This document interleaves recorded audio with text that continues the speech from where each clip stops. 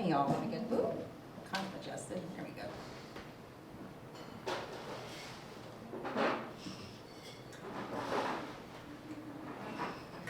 I didn't know there was going to be a music stand, so. Okay. Disclaimer, this story is about a dead person, but not in the traditional sad, depressing kind of way, more like someone who made every day and everything a joke. Laughter filled our lives because of her ability to laugh, even at a funeral. I know it sounds weird, but in my family, we laugh and joke through our pain. It's not a deflection.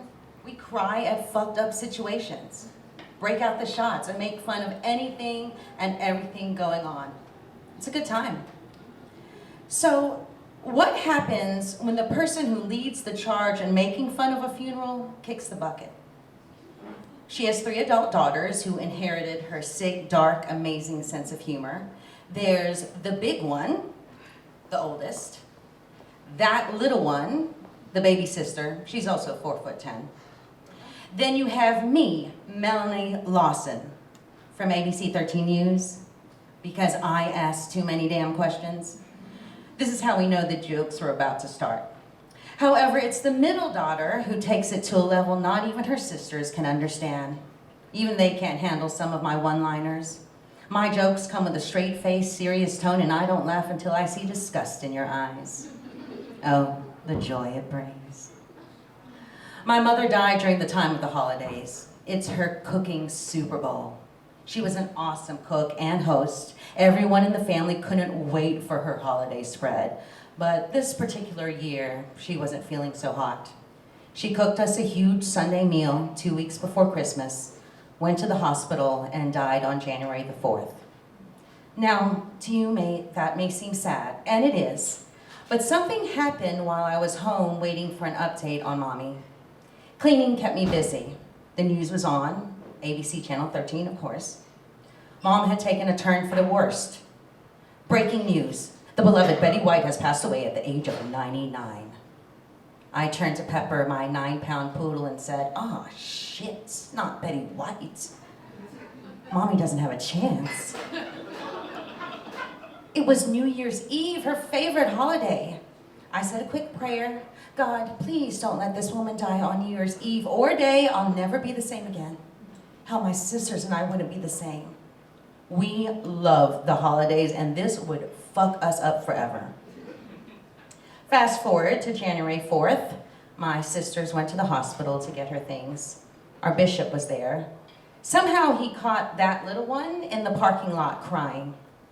I knew when she said that the bishop was there, I was about to get a good laugh. Man, this dude sang to me for about 30 minutes. I was just down there trying to check on the dog.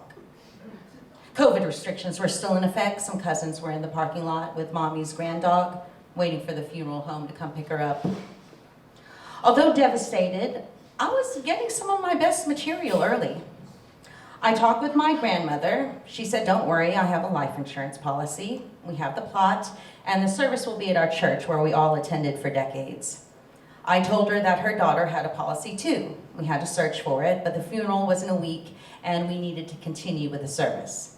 There was a $3,000 balance at the funeral home. Her siblings looked simple in the face, looking away. You know the look, the don't ask me for shit look.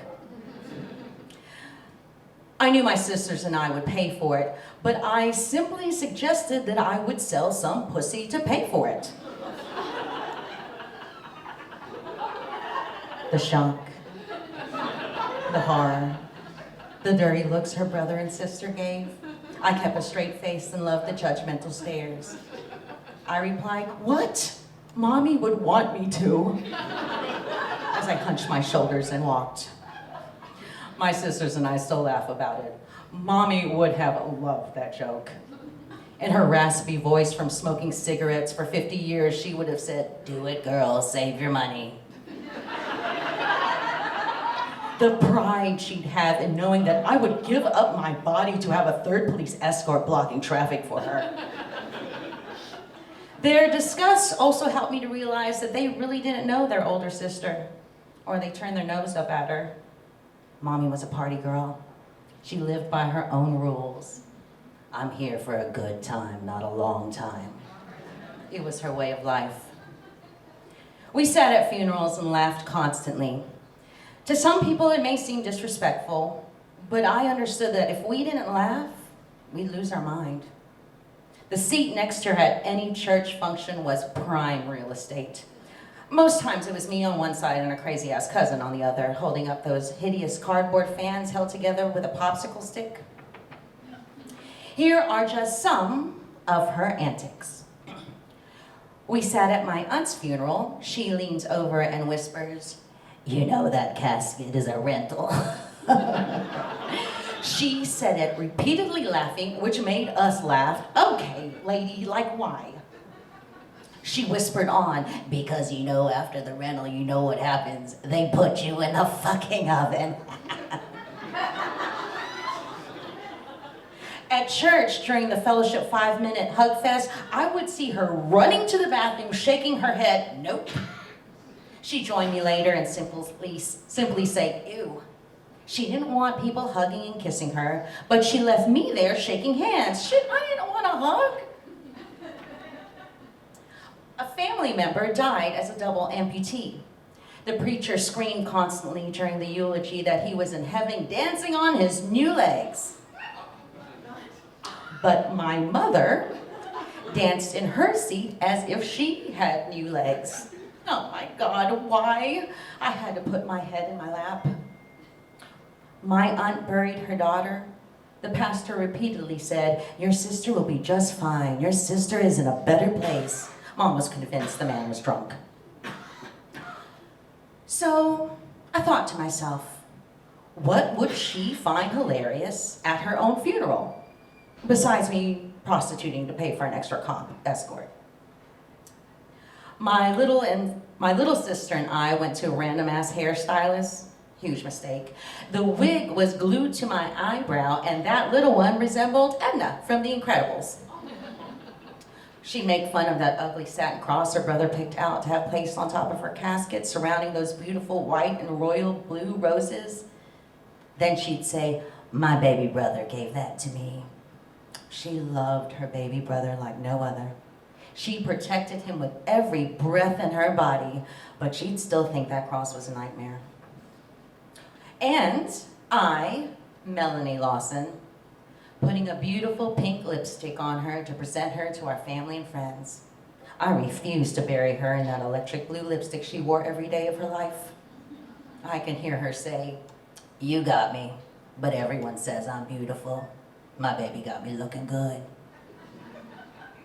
Look, losing people isn't a joke, but the shit that surrounds tragedy sometimes can help make us laugh.